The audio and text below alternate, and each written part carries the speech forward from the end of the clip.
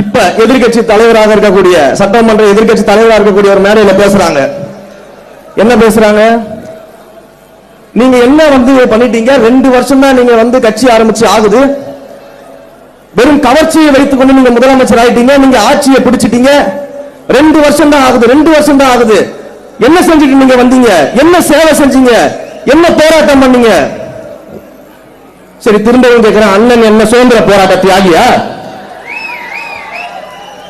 அண்ணன் என்ன பண்ணிட்டு இருந்தீங்க? சுதந்திரத்திற்காக செக்கு விட்டாரா? காந்தியை போல கதராரை அணிந்து கொண்டு இந்தியா முழுக்க பிரச்சாரம் பண்ணாரா? சுதந்திரத்துக்காக அகிம்சை வழியில போராடினாரா? இல்ல மாபெரும் படையை திரட்டி நேதாஜி சுபாஷ் சந்திர போல போரிட்டாரா? எங்கள் தலைவராவது திரைத்துறையில் நடிகராக இருக்கும் பொழுது அந்த இந்தியாவிலேயே திரைத்துறையில் உச்சபட்ச நடிகராக உயர்ந்துவிட்டு அரசியலுக்கு வந்தாரு. அண்ணன் அப்படி என்ன சாதனை பண்ணிட்டு வந்துட்டீங்க? எப்படி நீங்க துணை முதலமைச்சர் இருந்ததுக்கு முன்னாடி? அப்ப யாரு யாரை பார்த்து கேள்வி கேட்கறதுங்க?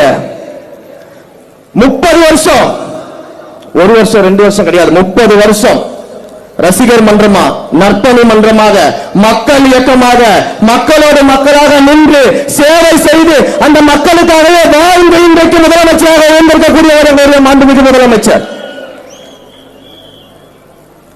உடனே பெரியாரை பத்தி தெரியுமா உங்களுக்கு?